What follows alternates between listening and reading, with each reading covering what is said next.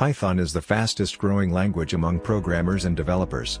It could be machine learning, artificial intelligence, data science, web development, and anything you can think of. Let's look towards our agenda. We shall understand what Python is and why it is so popular. Then features of Python and where it is used in industries. Finally, we will see how to start with Python Basic and career opportunity related to it. Python is a general-purpose high-level programming language, which is easy to learn with simple syntax and initialized dynamically. Python came into spotlight as it makes work simple, easy, and more productive. Python is the best language to get started with because of easy syntax, with high-level features which makes it best. Next is Python is open source language that is free to use. It can be used to make anything like web app, GUI, and many more. Python has a huge community of people to make library and good support. Features make the language attractive, and that is what Python is made up of. The most well-known features is its simplicity. Next is Python is open source language, that it is free. Python supports portability, that means you can write your code and share it. Python is interpreted line by line, which makes debugging very simple. Let us look towards well-known companies that use Python. Google is the most known tech company that uses Python to provide better search features to its users. Dropbox is one of the platforms whose servant client application is coded by Python. National Security Agency NIA uses Python for its cybersecurity. NASA also uses Python to compute scientific calculations. As you know, Python is very beneficial language and will definitely give your career a good start. To get started with this amazing language Python, you will need to learn the basics first. Variable data type and operators, arrays, flow control, methods, file sharing, OOPs, and practice programming as much as you can. Once you master Python, go ahead to choose different career opportunity. You can look forward to choose web development as a career, or web testing, game development, AI and data science, big data analysis, which is booming field, or smart IoT device where you can build your career. Technovids. Join us to be the change.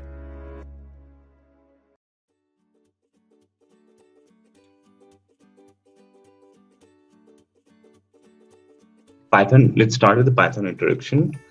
So Python is a popular language. It is created by Guido van Rossum and it was released in 1991. Guido van Rossum, what he wanted to do was he wanted to create a language which is simpler to read and beautiful to look at, because other programming languages we write uses curly brackets and it's indent curly brackets, and it becomes difficult to read exactly what is happening. So what he did is he used, instead of a curly bracket, he used indentation to create a language. So in Python, we don't use a curly bracket. Every block of code that the syntax which we create, it is defined by the indentation. Mm-hmm. He started working on it around 1989. He released it around in 1991, but at that time it was not popular.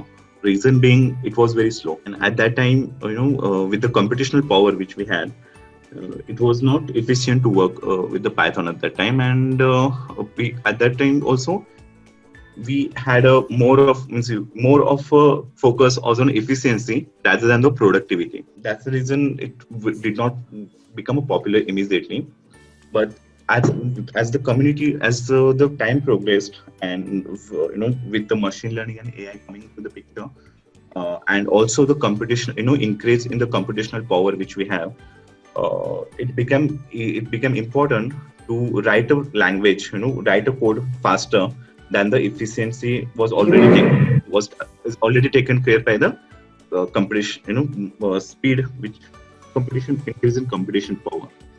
So that's the reason AI and machine learning community first embraced this, and from there on, this is a phenomenon in last 1 decade.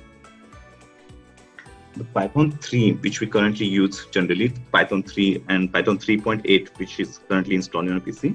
So Python 3 was released in 2008, and they keep updating they keep releasing a newer version every year or every 6 months.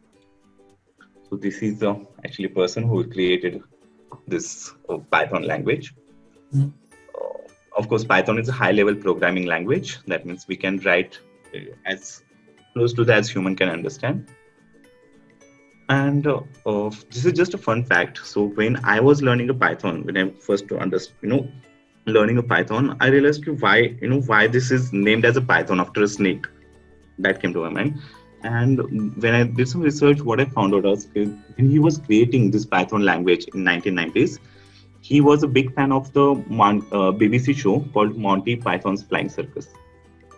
And he gave the name Python to this programming language. Okay. This is actually banner of that Monty Python's Flying Circus. Moving ahead. So what Python can do? So Python is a general purpose language. Almost anything you can think of, Python will be able to do it. Right from the UI develop, it can have a web development. You can develop a software as well as mobile application. It is widely used in data science, machine learning, and AI. Any kind of statistical and mathematics calculation with Matplotlib, and so Matplotlib coming into the Python is also possible now, and we can also write the scripts to automate certain tasks. So that is also can be done by the Python. So almost anything you can, this is so much versatile language as per your interest, and as per any person interest, he can learn the language and then he can explore in that particular domain as per his, as per his interest and as per his passion. Python is famous because of the libraries, which external libraries we can install. We can just import and use it. So Python, one of the major feature is you can create your own libraries. You can save it, as well as there are a whole community who keeps creating up libraries. So if you think about a project, let's say, if you want to do, you can just search for a library so that you can, you will, get some library which will help you to complete that project. Mm-hmm. For example, if you want to work on a data, there are, and for the data, data mining or to clean the data, there is a library called pandas, which is which is like right nowadays is like a #1 library for working with the data. As well as there is a Matplotlib, and there is a NumPy which helps you to work with the statistics and mathematics, create a beautiful graphs, etc. So there are so many different libraries. Depending on the requirement, you can just import it and you can start using. You understood what Python can do, but why Python? So why Python becomes so popular, and why it is why we are learning the Python, or why we are hearing a lot about Python nowadays. So number one reason is simplicity. Python is very simple to read as well as write. So that's the reason a developer can learn it quickly. We can accomplish more in Python using a fewer lines of code. That means, for example, in VBA, if I want to just print the one hello world, I have to first define I have to first create a function, or I have to first define a method sub, and that then I have to define an end of that method, and in between I have to use a print syntax to print any word. In Python, it is just one line, print in parentheses what you want to print. That's it. So this is just an example. So that's where we can accomplish more by writing a fewer lines of code in Python. Its syntax is easier to read as it uses indentation. It uses indentation than the curly brackets. That is the one thing. Second is your community support. So there are many libraries which are available for Python, which you can just import and start working on it, and that is the reason Python has become a popular, since it is an open source language, and there is huge community support to it. That is the second reason. Third is Windows, and third is it can work on different platforms. So I can write I can write a code on a Windows, and that can work flawlessly on Linux as well, or any other operating system, or vice versa. I can write a code in Linux and it will be compatible on Windows, Mac, Raspberry Pi. So it has a cross-platform compatibility. And now it is utilized by every major technology company.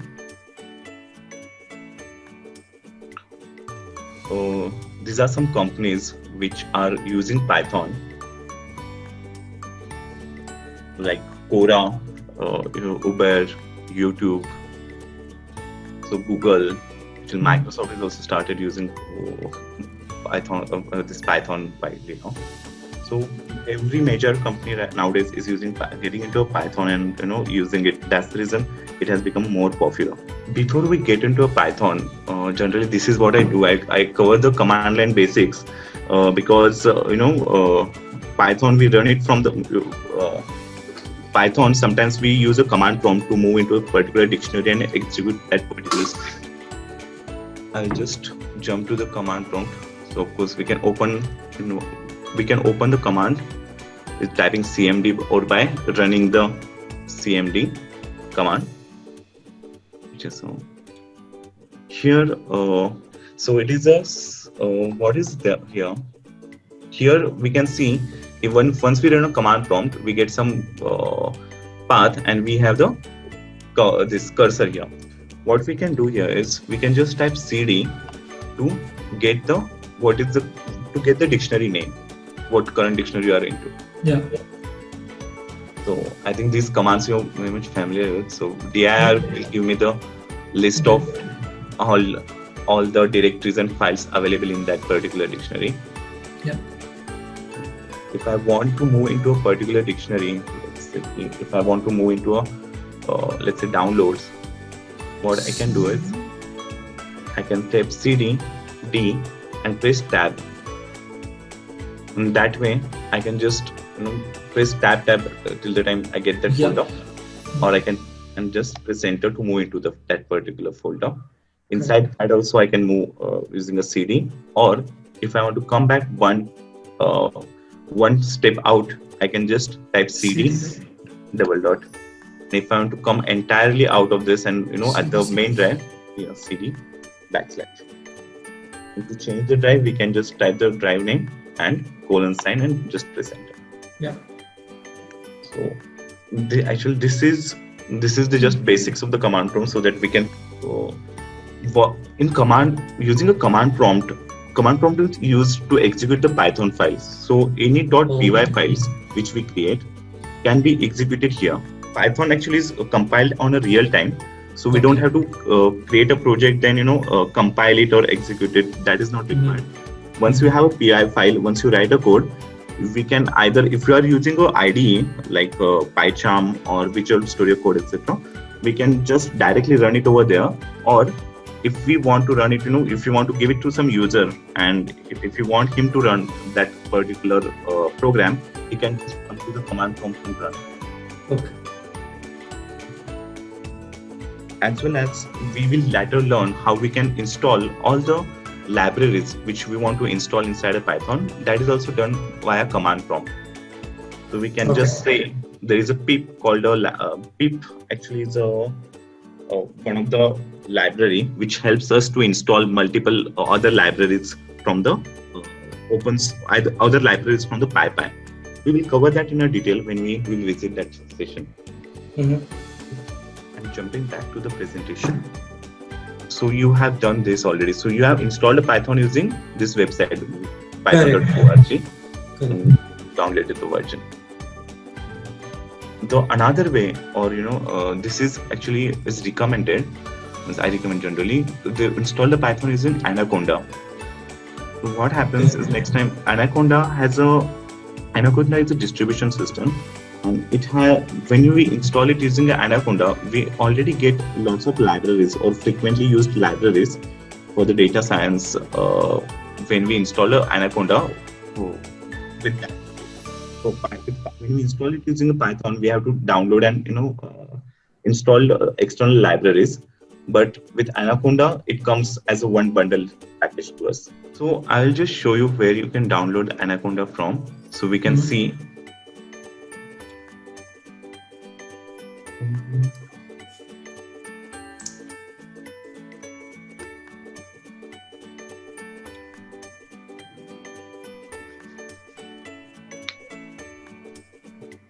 What we can, so when you Anaconda, to download the Anaconda, just Google Anaconda download.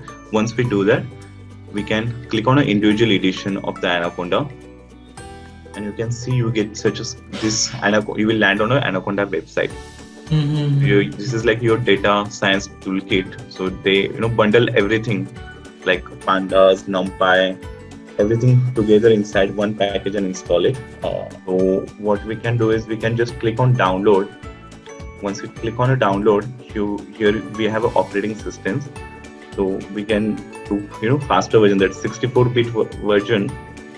We can install it. We can click on it, and it is a close to 500 MB download exe. It will start. So you can keep it as a download, and we can continue with the session. Okay. When you're installing now, you will get one option called add to the path.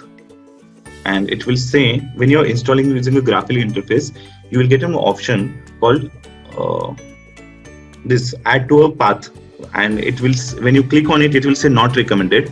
But I will say just click on add to a path, so that we don't need to go back and manually add it inside a path, so that it can be accessed command prompt. So basically, to access that application in command prompt, like we are doing with the Python, we need to add that to the path.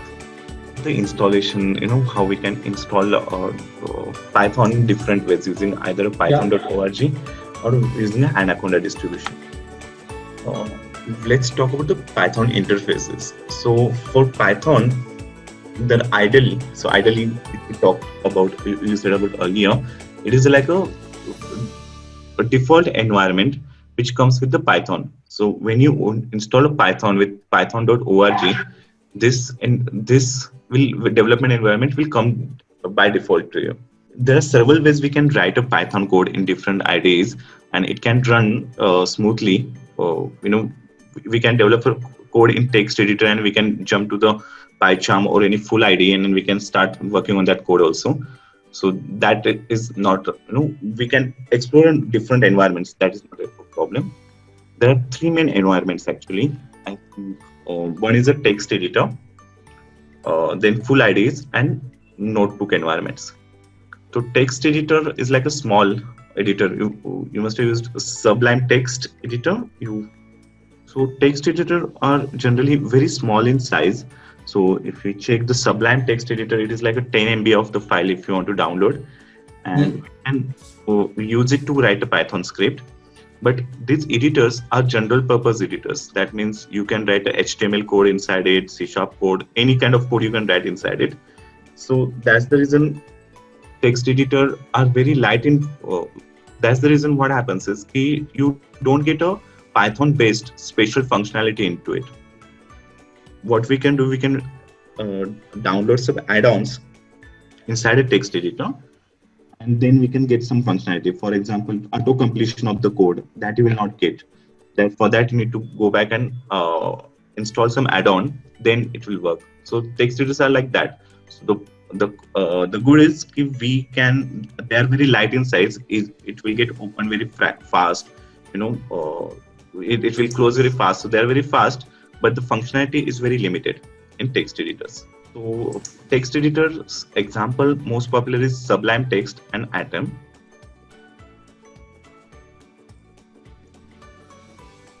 If we look at the IDEs, that is a full integrated development environments. So for full IDEs, basically they are huge in size. They take lots of memory, but they give you data. Some IDEs like PyCharm, or a Spider actually.